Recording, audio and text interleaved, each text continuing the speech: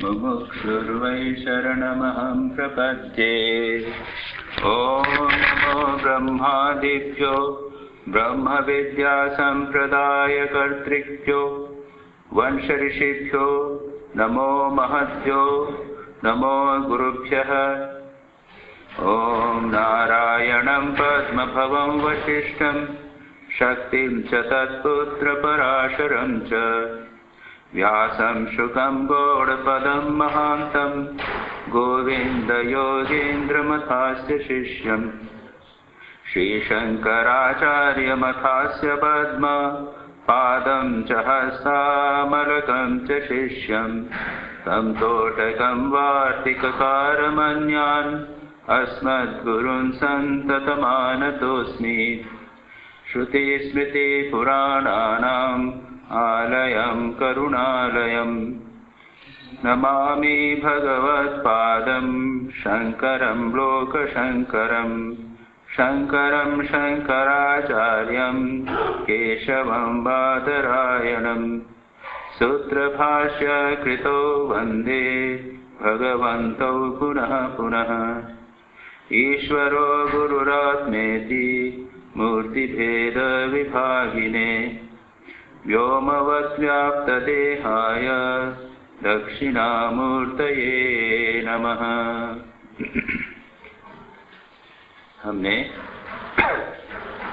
श्वेताश्वतर उपनिषद के चौथे अध्याय का पाठ समाप्त किया है।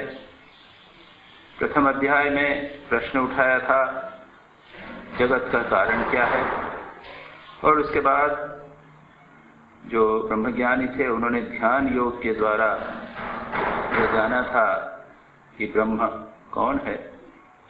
उन्होंने कहा था देवास में एक शक्ति है, उसके अनुसार उसके द्वारा सब कुछ होता है। उसके बाद दूसरे उसी पहले अध्याय के अंत में ध्यान का विषय किया था। ध्यान निर्मथनाभ्यासात् एव पश्चेत गूढ़वत् देवम पश्चेत निगूढ़वत्। और उसके बाद दूसरे अध्याय में ध्यान की साधारण पद्धति बताई थी। उसके बाद तीसरे और चौथे अध्याय में दोनों में परमात्मा के स्वरूप को बार बार विभिन्न प्रकार से बताने का प्रयत्न किया था। अब पंचवें अध्याय में वही बात चलेगी, क्योंकि परमात्म तत्व का निरूपण ही वेदों का उपनिषदों का सार है। लेकिन इसमें खास करके कुछ मंत्र ऐसे हैं जिसमें त्वम पद का अर्थ, जो परमात्मा जीव हो गया है, इज बिकम एम्बॉडीड, उसका वर्णन किया जाएगा। त्वम पद और तत्पद जो आप लोगों को जो बार बार सुनते आए हैं, आप लोग समझ भी गए होंगे। तत्पद यानी परमात्मा, त्वम पद यानी आत्मा, एम्बॉडीड सोल, और दोनों को एक कहा गया है। और इनका अर्थ समझना वेदांत में उसको बहुत महत्व दिया गया है। अगर किसी वाक्य के शब्दों को आप अर्थ नहीं जाने तो उसको समझ नहीं सकेंगे। जैसे कहा कि फलानी पुस्तक लेके आओ। अब पुस्तक अगर आप नहीं जानते, पुस्तक शब्द का अर्थ क्या है, लेकर आना क्या है, अगर इसको नहीं जानेंगे तो आप उसका अर्थ नहीं समझ पाएंगे। इसी प्रकार से कहते हैं तत्त्वमसि, तत्व वही है, तो तत् का अर्थ क्या है, त्वम क्या है का अर्थ क्या है, असि का क्या अर्थ है, इसको जब तक नहीं समझेंगे तब तक तत्त्वमसि नहीं समझ सकते। और इसलिए वेदांत में इस अर्थ को समझाने को बहुत महत्व दिया गया है। तो इसके पहले तत्पद को यानी परमात्म तत्व को वो कैसा है उसको बहुत प्रकार से बताया। आपने देखा बहुत ही अच्छे अच्छे ध्यान श्लोक हैं, मैं कितनी बार उसको रिपीट करता रहा हूँ, मुझे बहुत काफ़ी अच्छे लगते हैं ये। उनको बैठकर ध्यान करना चाहिए। जहाँ दिवारात्रि नहीं है, सत और असत नहीं है, वह अक्षर है, वह वरेण्य है, और उसी से प्रज्ञा की उत्पत्ति होती है। उसका रूप किसी प्रकार से नहीं देखा जा सकता, चक्षुष नेत्र के द्वारा नहीं जा सकता, लेकिन हृदय में उसको परमात्मा को जो जानते हैं मनसा विक्लिप्तो वे अमर हो जाते हैं इत्यादि बहुत अच्छे अच्छे श्लोक हैं। अब इसी बात के प्रवाह को आगे बढ़ाते हुए बाद में तत्पद त्वम पद परमात्मा जो एम्बॉडीड सोल हो जाता है, जीव हो जाता है, उसको बताने का प्रयत्न करेंगे। प्रारंभ करते हैं चतुर्थ अध्याय शेषम अपूर्वार्थम प्रतिपादयितुम। जो प्रथम अध्याय के शेष में अंत में जो बात रह गई थी, ये शंकराचार्य कहते हैं, उसको प्रतिपादित करने के लिए ये आगे के मंत्र बताने का प्रयत्न करते हैं। और कौन सी चीज रह गई थी? जो परमात्मा अमर है, हृदय में स्थित है, और उसी की बात चर्चा आगे करते हुए कहते हैं, द्वे अक्षरे परब्रह्मे त्वनन्ते विद्या विद्ये निहिते यत्र गूढ़े क्षरम त्वविद्या ह्यमृतम त्वविद्या विद्या विद्ये विद्ये ईशिते यस्य यस्तु सो अन्यः। इसका सिंपल मीनिंग हो जाएगा, द्वे अक्षरे, द्वे द्वे दो, कौन? विद्या अविद्या। विद्या और अविद्या ये दो हैं। कहाँ पे हैं? वो निहित हैं, उसके अंदर विद्यमान है। इसमें गूढ़ में, किसी गूढ़ गंभीर वस्तु में, जिसको हम समझ नहीं सकते, गंभीर गहन चीज में। कौन है वह? अक्षरे, जो अक्षर रहित है, अक्षर ब्रह्म में, ब्रह्म परे, पर ब्रह्म में, अनंत में। यहां पर मैं दिखाऊंगा कि ग्रामेटिकली कुछ मॉडिफिकेशंस हो सकते हैं। ये अनंते, अनंते पर ब्रह्म परे निहिते, ये जो है सप्तमी विभक्ति आती है, पर में। और ये द्वितीया भी, विद्या विद्ये, ये भी दो हो जाते। तो वो स्त्रीलिंग में विद्या द्विवचन में, एक वचन द्विवचन, प्रथमा विभक्ति भी आ सकती है और सप्तमी विभक्ति भी आ सकती है। तो इससे अर्थ में थोड़ा परिवर्तन होगा, वो हम देखने का प्रयत्न करेंगे। तो कहते हैं कि दो, विद्या और अविद्या, ये दो वस्तुएं हैं जो पर ब्रह्म में, जो अनंत है, जो अक्षर है, उसमें निहित हैं। और वह अक्षर जो है वह गूढ़ है, वो यानी मानो छिपा हुआ है। और कहते हैं अविद्या तो क्षरम, अविद्या जो है वो क्षर है, नाशवान है, यानी नाश की ओर ले जाने वाली है। और विद्या तो अमृतम, विद्या जो है अमरत्व प्रदान करती है, अमर है। और यह तो जो, किंतु जो विद्या विद्ये ईशते, विद्या और अविद्या का शासन करता है, ईशन करता है, सह अन्य, वो भिन्न है, वो दोनों से भिन्न है। तीन वस्तुओं की ये बार बार हम देखते हैं कि ये इस उपनिषद में बार बार कहा गया है। उन्होंने दो चीजों को सेपरेट किया है, परमात्मा को सेपरेट किया है, जीव जगत को बार बार सेपरेट करके बताने का प्रयत्न किया है। अब इसको जरा देखने का प्रयत्न करें, यहाँ पर क्या कहा जा रहा है। कहते हैं सबसे पहले इन्होंने कहा है, मैंने जैसा कहा कि इनको हमें अर्थ को देखना पड़ेगा। पहले कहा निहिते, निहिते हैं, यानी क्रियापद जो है वो है, निक्षिप्त हैं, आरोपित हैं। और वेदांत की व्याख्या करते हुए सब कहते हैं जिस प्रकार से रस्सी के ऊपर सर्प आरोपित है, उसी प्रकार ये विद्या और अविद्या पर ब्रह्म के ऊपर, परमात्मा के ऊपर आरोपित हैं, निक्षिप्त हैं, उसके ऊपर मानो बैठे हुए हैं। ये प्रोसेस मैंने आपको पहले भी, जो बार बार आप लोग यहाँ पे जो नियमित रूप से आते हैं और जानते हैं, कि इसको, इस प्रोसेस को बोलते हैं अध्यारोप और अपवाद। किसी चीज को आरोपित कर दिया और उसके बाद में उसको हटाया। ये जगत हमें दिखाई दे रहा है, हम कहते हैं कि जगत क्यों है? ये अविद्या के कारण है। ये अविद्या क्या है? ये अविद्या का भी वर्णन करेंगे। ये अविद्या है, इसको कैसे दूर करना? इसको विद्या से दूर करना। और उसके बाद क्या रह जाएगा? वो ब्रह्म रह जाएगा। सच पूछा जाए तो है कुछ नहीं। वेदांत के अनुसार ये जगत तो मिथ्या है ही नहीं। जिस प्रकार कहते हैं कि वो सांप है, देखो वहां पे सांप है, अब क्या करूं? तो हम कहते हैं कि अच्छा सांप है ना, देखो ये सांप वहां कैसे आया? अविद्या से। अविद्या क्या हुई? किसी वस्तु में आरोपण, उसके बाद उसको समझाया। तो सांप को मान कर चलते हैं, और हम इसी प्रकार से इस जगत को मान कर चलते हैं, सत्य मान कर चलते हैं कि हमें दिख रहा है, इसको अपना कैसे कैसे। अच्छा ठीक है, हम बताते हैं कि ये जगत है, मान लिया तुम्हारी बात। अब ये जगत का स्वरूप क्या है, कहां से आया, कैसे आया, वो सब उपनिषद बता रहे।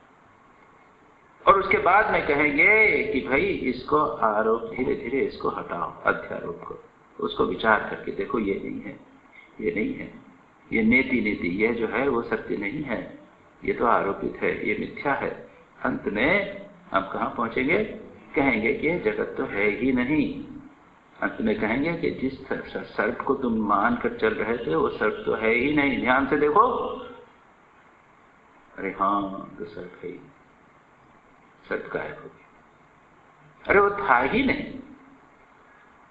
तो इसको बोलते हैं अध्यारोप और अपवाद। अपवाद इज सुपर इम्पोजिशन, इज अध्यारोप, और डी सुपर इम्पोजिशन इसका है removal of the super imposition, अपवाद। तो यहां पर क्या कहा, दो प्रकार की वस्तुएं इस पर ब्रह्म के ऊपर निहित हैं। कौन सी हैं? एक है अविद्या और एक है विद्या। किस पर निहित है? इसके विशेषण दिए अक्षरे, जो नष्ट नहीं होने वाला, अविनाशी। कौन? परमात्मा। और दूसरा कहा अनंत, अक्षर रहित और अनंत, अंत रहित। तो अक्षर से और अंत से बताया गया कि परमात्मा देश और काल से सीमित नहीं है। अक्षर यानी उसका नाश नहीं होना है, वो देश की इन ए पर्टिकुलर टाइम स्पेस नहीं है, और अनंत, अनंत यानी काल से सीमित नहीं, देश और काल से सीमित नहीं है परमात्मा। यह बताने के लिए अक्षर और अनंत शब्दों का उपयोग किया गया। अच्छा, एक और शब्द का उपयोग किया गया है, ब्रह्म परे। ब्रह्म परे, अब इसके दो तीन अर्थ हो सकते हैं। क्या अर्थ हो सकते हैं?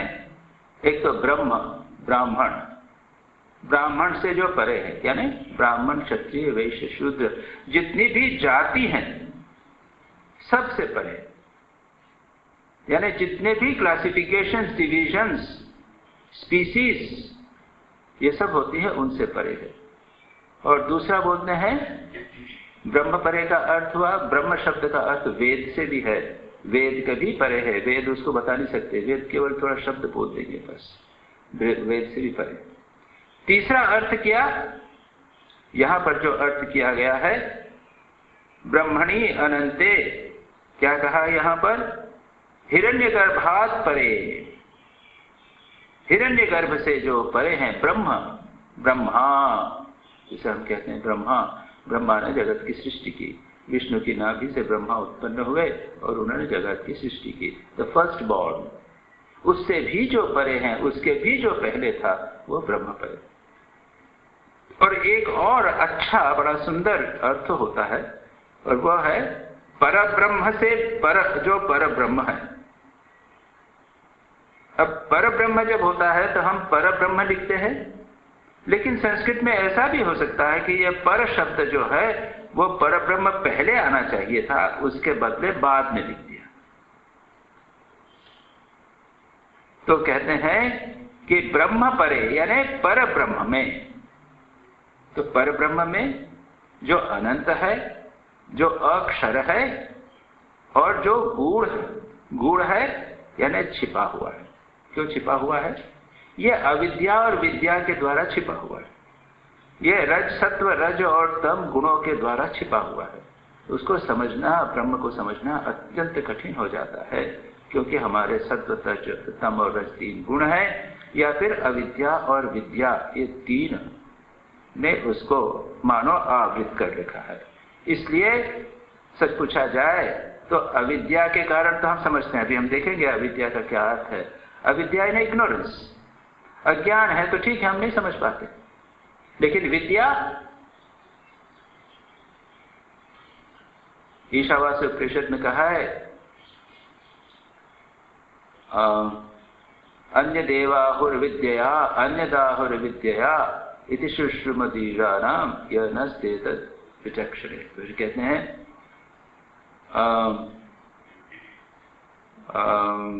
अविद्यया मृत्यु अंधम तमः प्रविशन्ति ये अविद्यामुपासते ततो भूय एवते तमो ये विद्यायाम रता।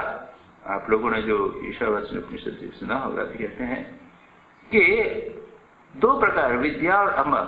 जो व्यक्ति अविद्या की उपासना करता है, अविद्या में रत होता है, वह अंधम तमः महान अंधकार में जाता है, और जो विद्या में रत होता है वो उससे भी गहरे अंधकार में जाता है। और अविद्या विद्या का अर्थ करते हुए उन्होंने क्या कहा? अविद्या यानी कर्मकांड, तो संसार को सत्य मानकर और उसके भोग की इच्छा करना, स्वर्ग में जाने की इच्छा करना इत्यादि, उसके लिए लगे रहना। और विद्या यानी उपासना, मन को एकाग्र करना। तो कहते हैं मग्न को एकाग्र करके उपासना करने वाले हिरण्यगर्भ में चले जाते हैं, वहां फंस जाते हैं। और जो अविद्या में रत होता है वो तो संसार में फंस ही जाते हैं। तो कहते हैं कि अविद्या और अविद्या ये दोनों जो हैं वो बंधन के कारण है। दोनों जो हैं वो बंधन के कारण है। ये दोनों के द्वारा ब्रह्म जो है वो छिपा हुआ है। श्री रामकृष्ण दूसरे प्रकार से कहते हैं। श्री रामकृष्ण कहते हैं अविद्या का कांटा फंसा हुआ है, उसको आप विद्या के कांटे से निकालो, उसके बाद क्या करना है? दोनों कांटे छोड़ देना है। ऐसा नहीं कि दोनों को रखते हैं, हम एक बार कांटा निकाला, दूसरे को निकाला, उसको दोनों की इसके बाद जरूरत नहीं। ज्ञान के द्वारा क्या होता है? अज्ञान का नाश हो जाता है, उसके बाद ज्ञान क्या रहता है? तो ज्ञान भी नहीं रहता, अपना स्वरूप रहता है बस। उससे अज्ञान का ऊपर उद्देश्य है केवल अज्ञान का नाश। तो यहां पर विद्या और अविद्या दोनों के द्वारा पर ब्रह्म का स्वरूप छिपा हुआ है। अब ये विद्या क्या है और अविद्या क्या है, इसको हम थोड़ा सा देख लें। इसकी अलग अलग प्रकार से व्याख्या की गई। मैंने अभी एक व्याख्या कही, शंकराचार्य की व्याख्या, ऑर्थोडॉक्स ट्रेडिशनल व्याख्या। उसके अनुसार अविद्या का अर्थ है कर्मकांड और विद्या का अर्थ है उपासना, जो हमने ईशावास्य उपनिषद की व्याख्या के अनुसार है। अविद्या का अर्थ है, जिसको आप पातंजल योग सूत्र में यदि ले लें तो अविद्या, अस्मिता, राग, द्वेष, अभिनिवेश, ये 5 में कई बार अपन बात कर चुके हैं। आप लोग जिन्होंने क्लासेस अटेंड किए वो जानते हैं। अविद्या यानी नित्य को अनित्य को नित्य समझना, अनात्मा को आत्मा समझना, अशुचि को शुचि समझना, और जो दुखात्मक है उसको सुखात्मक समझना। विपरीत ज्ञान, इसको कहते हैं अविद्या। केवल जानना, इग्नोरेंस मात्र नहीं, गलत नॉलेज को अविद्या कहा गया। अज्ञान शब्द और अविद्या शब्द में थोड़ा सा अंतर है। अज्ञान यानी नहीं जानना, और अविद्या यानी गलत जानना। और श्री रामकृष्ण क्या कहते हैं? और श्री रामकृष्ण कहते हैं दूध को के बारे में सुन के रखना वो है अविद्या, अज्ञान। दूध को देखा तुमने, दूध को, वो हुआ ज्ञान।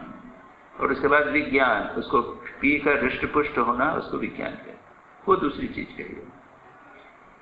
तो एक अविद्या का अर्थ हुआ, अविद्या यानी जो बंधन में डाले। अविद्या के बाद होता है अस्मिता, ईगो, राग द्वेष, और राग द्वेष के पूरे ब्रांचेस। अहंकार हो गया तो अहंकार के बाद में सारा भगवान ने जो आसुरी संपद बताया है, दंभो दर्पोभिमानश्च क्रोध पारुष्यमेव च अज्ञानम इति यम में, ये उसको कहते हैं ये इति आसुरी संपत्ति उस गीता में। दंभ दर्प अभिमान, पारुष्य, क्रोध, वचन करना, हिंसा, ये सारे के सारे उस अविद्या के बाद अहंकार, अहंकार के अंदर राग यानी अटैचमेंट, द्वेष यानी हेट,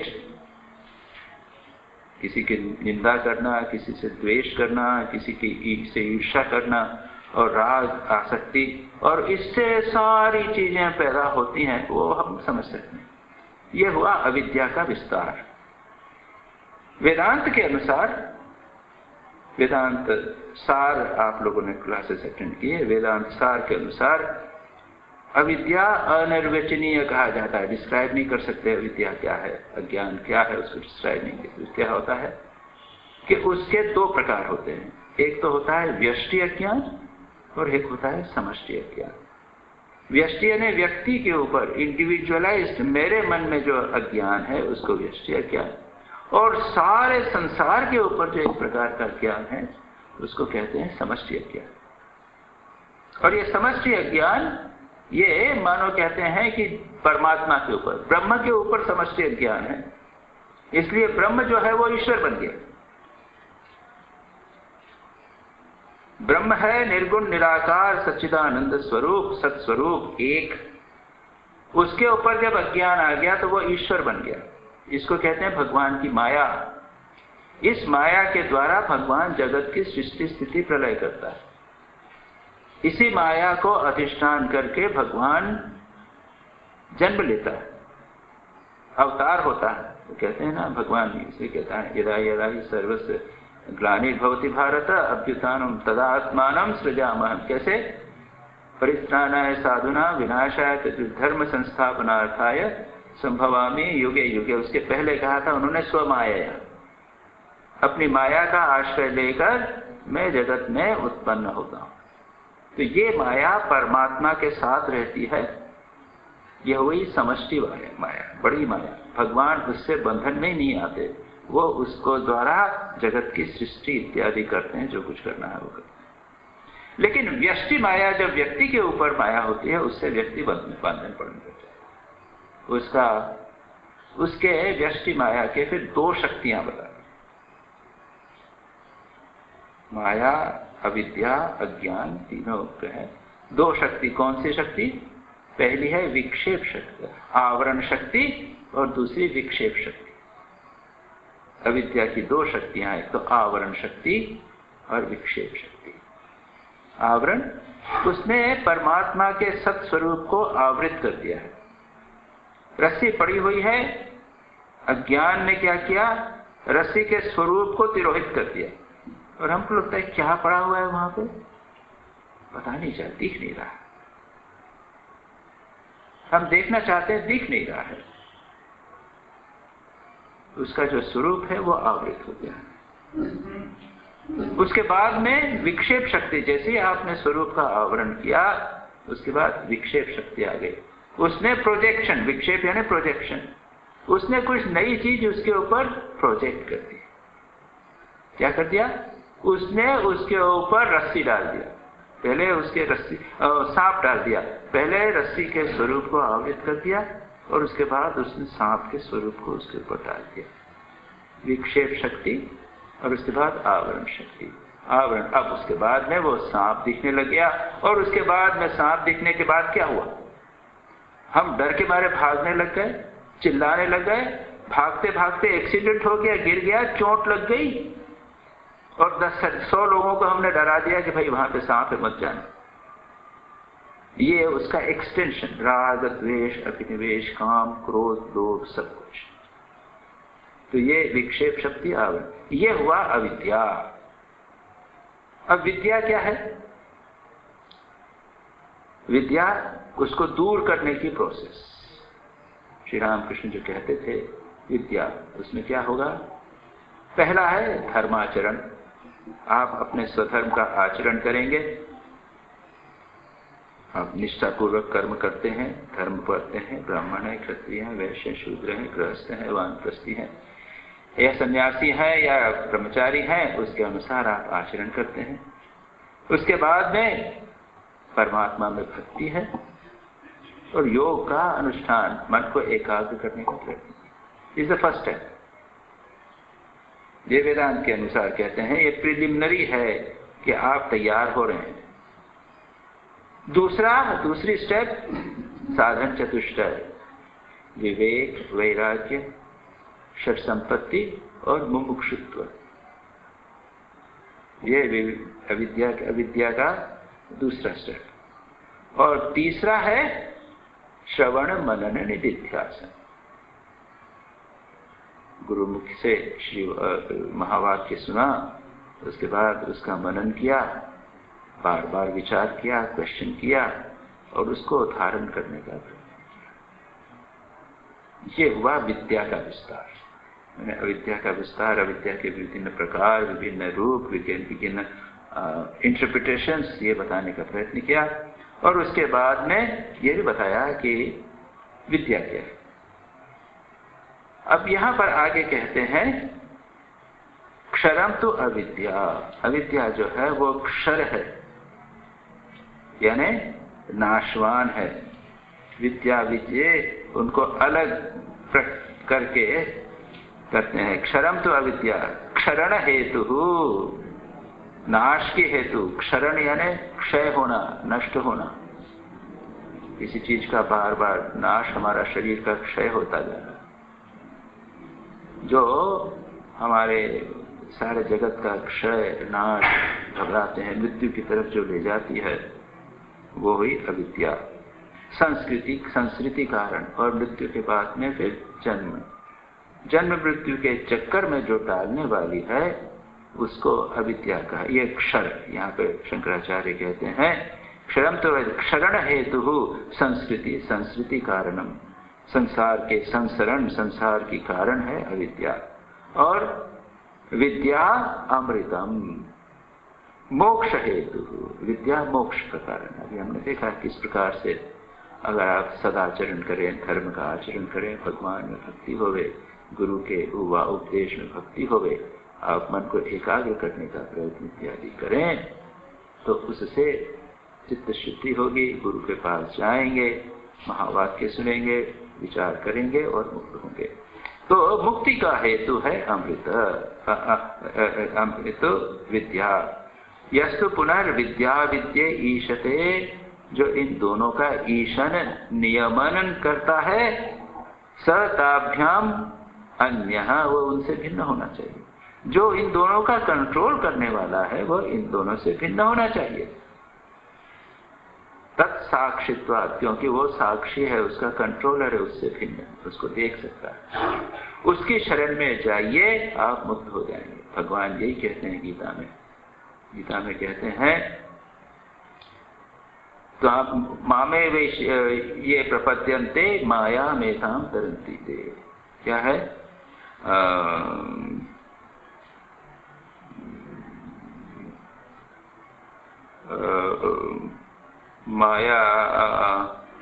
माया के बारे में, माया मेधाम तरन्ति ते या मामेव ये देवी येषा गुणमयी मम माया दुरत्यया। मेरी जो माया है दुरत्यय है, उसको पार करना अत्यंत कठिन है। देवी डिवाइन माया मेरी जो है, लेकिन जो मेरी शरण में आते हैं वह इस माया से तर जाते। भगवान स्पष्ट रूप से कहते हैं। क्यों? भगवान दोनों का नियंता है।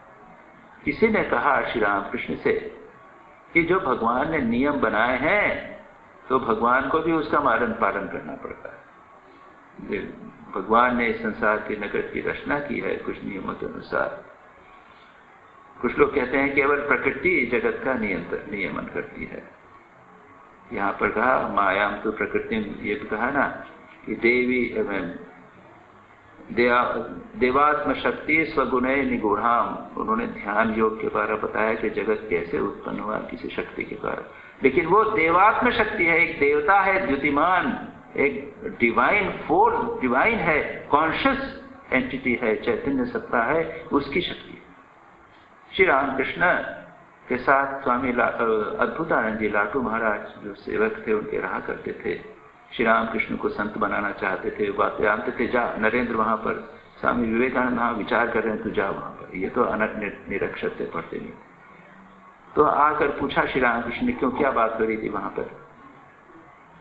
तो उन्होंने कहा कि नरेंद्र भाई कह रहे थे, यानी स्वामी विवेकानंद कह रहे थे कि ये जो संसार है ये शक्ति के द्वारा चलता है। ये समझते हैं, हम सभी जानते हैं कि और सभी जगह एनर्जी है, सारे दुनिया में एक एनर्जी है जो सारे जगत को चला रहे हो। आप उसको मैं क्या जो भी कह दीजिए, बहुत प्रकार की एटॉमिक एनर्जी आजकल आ गई है और कई प्रकार की एनर्जी है, सोलर एनर्जी है, सब जगह शक्ति है। तो श्री रामकृष्ण लाटू महाराज से पूछते हैं तूने क्या कहा? तो लाटू महाराज खुद कहते हैं हम क्या बोलेंगे, फिर हम चुप रहे। देखिए क्यों? तू यहाँ पे आता है, मेरे पास आता है, यहाँ पे इतने लोगों के साथ सत्संग होता है, सुनता है, बोल नहीं सकता था कि शक्ति जो है वो शक्तिमान होना चाहिए, कंट्रोलिंग कॉन्शियस एंटिटी होनी चाहिए। ये देख कॉन्शियस एंटिटी अवश्य होनी चाहिए जो यहां पर कही गई। अब एक बार एक सज्जन ने, मथुर बाबू ने कहा कि महाराज जो भगवान ने जो नियम बनाए हैं वो भगवान खुद भी उनको काट नहीं सकते। ये भगवान की आवश्यकता के संबंध में बहुत सारा विचार होता है। साइंस कहता है कि भगवान जैसी कोई सत्ता नहीं है, जो सुबह है एनर्जी से चलता है, प्रकृति से चलता है, एनर्जी चलता है, nature is running its own, forces आते हैं। लेकिन धर्म कहता है, स्पिरिचुअलिटी कहती नहीं, एक चैतन्य सत्ता है। और इसके ऊपर काफी टग ऑफ वॉर, जैसा मैंने अभी यहाँ कहा, स्वामी विवेकानंद ने भौतिकवादी एक दृष्टिकोण लिया। उन्होंने कहा कि नहीं, केवल प्रकृति से काम चल जाएगा, भौतिकवादी मटेरियलिस्टिक दृष्टिकोण। और पहले जमाने में कुछ ऐसे भी, जब ये conflict between science and religion जिसे कहते हैं, भौतिकवाद और स्पिरिचुअल अध्यात्मवाद, जब इसका कन्फ्लिक्ट विदेशियों में जहाज कर हुआ तो कई लोगों ने उसको समन्वय करने का प्रयत्न किया। और उसमें न्यूटन का आप नाम सुना है, बहुत बड़े वैज्ञानिक थे। वो कहता है कि विज्ञान क्या करता है? विज्ञान उन नियमों को जानने का प्रयत्न करता है जिन नियमों के माध्यम से भगवान जगत को चलाता है। तुमने क्या किया? भगवान और विज्ञान, उन दोनों का समन्वय करने का प्रयत्न किया। भगवान की सत्ता को स्वीकार किया, लेकिन भगवान ने बहुत सारे नियम बनाए हैं, विज्ञान उसको जान सकता है। और श्री रामकृष्ण ने क्या कहा? जब ये पॉइंट उठा तो श्री रामकृष्ण ने कहा तुम क्या कहते हो? भगवान अगर एक नियम बनाता है तो क्या उसको वो बदल नहीं सकता? भगवान ने तो बनाया है। जो ईशिते, मैं यही बात कर रहा हूं कि भगवान विद्या और अविद्या का ईशन करता है, कंट्रोल करता है। श्री रामकृष्ण कहते हैं उनको भगवान बदल सकता है। तो मथुर बाबू ने प्रश्न किया, अच्छा ये लाल जवा कुसुम का वृक्ष है, इसमें क्या सफेद फूल हो सकता है? श्री रामकृष्ण ने कहा हाँ हो सकता है। भगवान की इच्छा हो तो भगवान इस नियम को बदल दे। दूसरे दिन गए, देखा, बगीचे में गए, कहीं देखा, उन्होंने देखा कि एक ही ट्विग के ऊपर, एक ही डाली के ऊपर दो फूल, एक सफेद और एक लाल, बिल्कुल सफेद। श्री रामकृष्ण वो डाली तोड़ के ले आए, मतलब का देखो भगवान ने नियम बनाया कि एक लाल फूल के ऊपर, डाली के ऊपर लाल फूल ही होगा, लेकिन बदल गया। तो सच पूछा जाए तो आदमी मनुष्य भी कर सकता है, आजकल करते हैं। एक वृक्ष के ऊपर क्या है वो ग्राफ्टिंग कर करके कितने प्रकार के फूल बने। तो तात्पर्य यह है कि भगवान विद्या और अविद्या दोनों का नियमन करता है। यह ईशते स अन्य उनसे भिन्न है। इंपॉर्टेंट बात यह है कि अगर हमें विद्या और अविद्या से परे जाना है तो भगवान की शरण में जाए। माया मेताम तरंतिते, जो जिनकी शरण में जाते हैं वो देवी ऐसा गुणमयी माया मम माया दुरंत्या मामेव ये प्रपद्यते, मेरी जो शरण में जाते हैं उस माया अविद्या विद्या दोनों से पार हो जाए। ये मोस्ट इंपॉर्टेंट, जो अन्य है उसको ईशन करता है, याद रखिए। भगवान जगत को नियमन कर रहा है, उसकी शरण में जाइए, वो आपको मुक्त कर देगा। ये बहुत इंपॉर्टेंट गीता में भगवान ने कहा है और सभी संतों ने इस बात को कहा है। Take refuge in me, Jesus Christ कहते हैं, टेक रिफ्यूज इन मी। भगवान की डिवाइन शक्ति है, वो ही जगत को नियंत्रण करता है। हम मनुष्य कितना करें? तो यहाँ पर ये श्लोक, ये एक छोटा सा 4 लाइनों का एक श्लोक है, मंत्र कहते हैं इसको, लेकिन इसमें कितनी महत्वपूर्ण बातें कही गई छोटे से श्लोक। इसके बाद में दोनों का, माया और अविद्या का थोड़ा सा विस्तार बताते हैं। को असौ इत्याह, वह कौन है, परमात्मा कौन है। यो योनिम अधितिष्ठति एको विश्वानि रूपानि योनिष्ठ सर्वाः ऋषिं प्रसूतं कपिलं यस्तमग्रे ज्ञाने बिभर्ति जायमानं च पश्येत्। इसका अर्थ देखें क्या है। यह जो एक है, ये उपनिषद का एक बड़ा प्रिय शब्द है। एक शब्द के न जाने कितने, यो अकेला एक, जो अकेला ही योनिम अधितिष्ठति, समस्त योनियों उत्पत्ति स्थानों का अधिष्ठान है। ये क्या, योनिम अधितिष्ठति, योनिम अधितिष्ठति, यानी प्रत्येक स्थान और विश्वानि रूपाणि, समस्त संसार के जितने विश्व शब्द जो है, ये उपनिषदों में समस्त के अर्थ में आता है। विश्व यानी सारा, सब कुछ। तो विश्व के योनि रूपेण और विश्वानि रूपानि योनिष्ठ सर्वा, तथा सृष्टि के जो संपूर्ण रूप है और योनियां हैं, उत्पत्ति स्थान है, उनका अधिष्ठान है, उसमें अधितिष्ठति, उसमें वो रहता है। तथा क्या, और अग्रे, यह तम अग्रे यानी सृष्टि के आरंभ में उसने क्या किया, ऋषिम कपिलम प्रसूतम, यह जो उसने कपिल ऋषि को प्रसूत किया, उत्पन्न किया। अब देखेंगे यहाँ पर कपिल ऋषि का अर्थ कौन है, ये बताने का प्रयत्न करेंगे शंकराचार्य स्वयं। और क्या है, ज्ञाने विभर्ति, क्या है वो, और उसको उन्होंने ज्ञान के द्वारा विभर्ति, उन्होंने ज्ञान से संपन्न किया। और जायमानम ऋषिम कपिलम मुनिम पश्येत्, जायमानम कपिल मुनि को उन्होंने जन्म लेते हुए देखा। अब इसको थोड़ा देखने का प्रयत्न करें। यो योनिम स्थानम, विभिन्न स्थान। इसकी एक व्याख्या भी यह है कि जितने भी प्रकार के क्रीचर्स हैं, जितने भी प्राणी हैं, उन सब में परमात्मा विद्यमान है। योनि, अब कौन सी योनि, कई प्रकार की योनियों की चर्चा हो गई है। जैसे कहते हैं, एक तो क्या है, एक है उद्भिज यानी जो जमीन से उत्पन्न होते हैं, ये वृक्ष इत्यादि जो होते हैं वो उद्भिज, जमीन को छेद कर निकलते हैं जो प्राणी हैं, वो उद्भिज। दूसरा होता है स्वेदज, स्वेद से जो सिक्रीशन, शरीर के ऊपर सिक्रीशन होते हैं, तो यहाँ पर क्या क्या हो जाते हैं, थोड़ा सा वो कीड़े हो जाते हैं, क्या बोलते हैं उसको, जुएं हो जाती हैं, इस प्रकार के हो जाते हैं।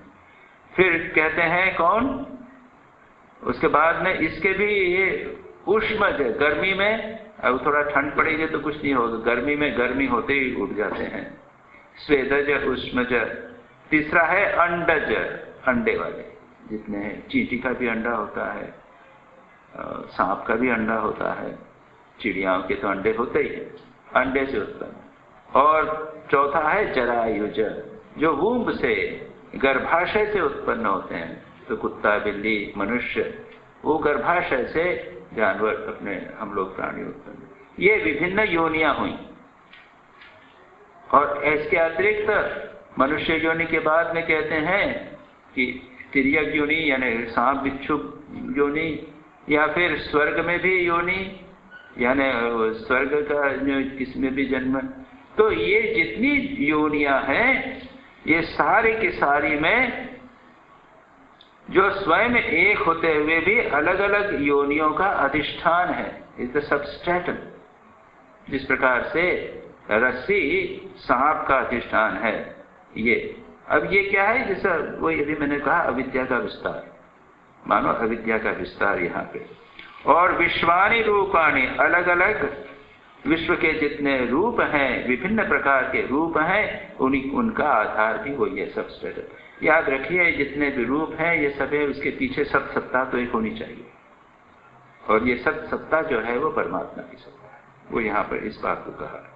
योनिष्ठ सर्वा, समस्त योनियां जो हैं, संपूर्ण योनियों का भी, जितने भी प्राणी हैं उनका सबका अधिष्ठान है। उसके बाद कहते हैं ऋषिम प्रसूतम कपिलम, यह तम अग्रे, यह जिसने अग्र में, प्रारंभ में। तो यहाँ पर शंकराचार्य को देखें, ये क्या कहते हैं, एक अद्वितीय परमात्मा विश्वानी रोहितादीनि रूपाणी, विश्वानी यानी बहुत सारे रूप, लाल पीले हरे इत्यादि रूपों को, और योनियों यानी उत्पत्ति स्थानों का अधिष्ठान है। और जिसने क्या किया, ऋषि, ऋषि यानी सर्वज्ञ, ऋषि शब्द का अर्थ आप जान लीजिए, सर्वज्ञ, जो सब कुछ जानता है उसको ऋषि कहते हैं। जो मंत्र दृष्टा होता है, मंत्र दृष्टा यानी उसने ध्यान में एकाग्र होकर अतीन्द्रिय जगत के वो जो सत्य है उनका वो आविष्कार करता है, इसको कहते हैं मंत्र दृष्टा। आइंस्टाइन एक मंत्र दृष्टा थे, उन्होंने एक मंत्र कौन सा सुना, E=mc², एक मंत्र का उन्होंने आविष्कार किया। वो बेंजीन रिंग वाला जो जिसने पता लगाया वो भी एक मंत्र दृष्टा। न्यूटन मंत्र दृष्टा, ये ऋषि। तो मंत्र दृष्टा जो किसी ज्ञान को जानते हैं, ऋषि हैं। ऋषि का एक अर्थ यहाँ पर सर्वज्ञ भी दिया है। कपिलम, कपिल यानी क्या, कनक कपिल वर्णम प्रसूतम, उसने सुवर्ण वर्ण का, गोल्डन कनक, कनक यानी सोने का वर्ण जिसका है उसको कपिल कहते हैं। वह स्वेनैव उत्पादितम, स्वयं उसने कपिलम प्रसूतम, उसको उत्पन्न किया। यानी दूसरा अर्थ लिया हिरण्य गर्भम, सोने का अर्थ यानी हिरण्य, हिरण्य यानी इसकी चर्चा भी करती थी, जिसके गर्भ में सोना है, यानी जो समस्त ज्ञान से युक्त है या स्वर्ण वर्ण का है। हिरण्य गर्भम जनयामासम पूर्वम, उसका इति अस्यैव जन्म श्रवणात्, यानी पहले जन्म दिया था, क्योंकि प्रारंभ में हिरण्य गर्भ की ही उत्पत्ति हुई है। अन्यस्य च अश्रवणात्, पहले और किसी का जन्म नहीं हुआ। इसलिए यहाँ पर महर्षि ऋषि को, कपिल को उन्होंने इसके साथ में, ब्रह्मा के साथ में इक्वेट किया है। फिर कहते हैं यो ब्रह्माणम विदधाति पूर्वम यो वै वेदांश प्रहिणोति तस्मै तम देवम आत्मबुद्धि प्रकाशम मुमुक्षुर्वे शरणमहं प्रभु, जिसने वही वहां पर ये श्वेताश्वरोपनिषद में आया था वो बताया। कपिल कपिलो अग्रजः, कपिल सबसे पहले थे, इति पुराण वचन, पुराण में कपिल को सबसे पहले बताया। वैसे कपिल मुनि ये जो सांख्य दर्शन है उसके प्रणेता माना जाते हैं। पतंजलि योग दर्शन के प्रणेता मानते हैं, सांख्य दर्शन के प्रणेता कपिल मानते हैं। और श्रीमद् भागवत में कपिल को एक अवतार भी कहा गया, अवतार कहा गया है। और वहां पर बहुत प्रसिद्ध एक वो है कपिलोपदेश श्रीमद् भागवत में। कपिल देव की माता थी देवहूति, देवहूति उनकी बाद में कपिल मुनि हुए। पहले उनकी बहुत सारी कन्याएं हुई, उसके बाद कपिल मुनि हुए। और तब वे जब जाने लगे तो माता दुखी हो गई। तब उन्होंने, कपिल देव ने अपनी माता को उपदेश दिया। देवहूति कपिल संवाद बहुत प्रसिद्ध है कपिलोपदेश के नाम से। तो ये कपिल का वहां है। उसके बाद में पुराण वचन में कपिल कौन थे उसका वहां पर पतंजलि, यहाँ पर इसमें शंकराचार्य व्याख्या करते हुए कहते हैं, मैं इसका हिंदी पोर्शन समझेगा हूं। कपिलर्षि भगवता सर्वभूतस्य वैकलः विष्णु अंशो जगत मोह नाशाय समुआगता। जगत के मोह का नष्ट करने के लिए संपूर्ण भूतमय भगवान विष्णु ने ही अंश रूप से मुनिवर कपिल का अवतार लिया। मैंने अभी कहा कि कपिल को भगवान का एक अवतार मानते हैं।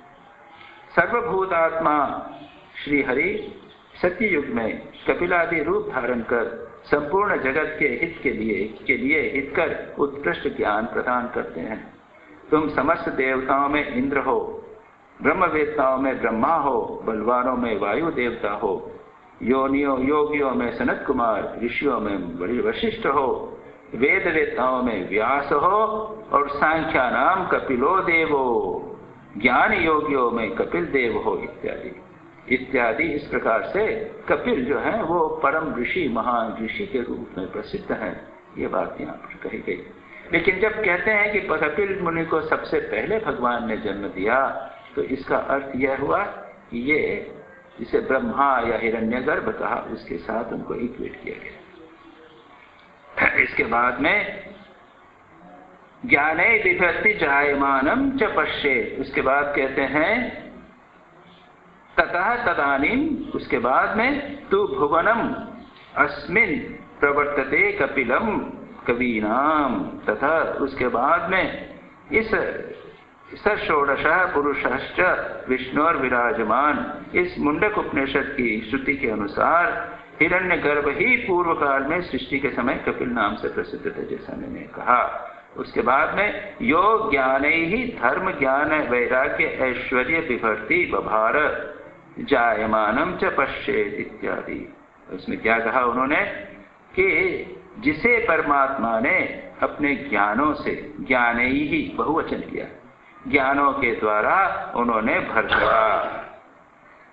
भगवान ने कपिल मुनि को अपने ज्ञानों से भर दिया। ज्ञान दो, बहुत ज्ञान, यानी ज्ञान का अर्थ यहाँ पर लिया है ऐश्वर्य, षडैश्वर्य जिसे कहते हैं। कौन से? धर्म, ज्ञान, वैराग्य,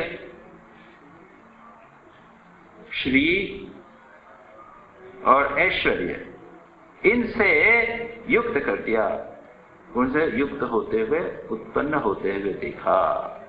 तो एक तरफ तो भगवान अविद्या विद्या विद्या के नियंता हैं, और दूसरी ओर विद्या अविद्या को दूर करने के लिए भी वे अवतार लेते हैं।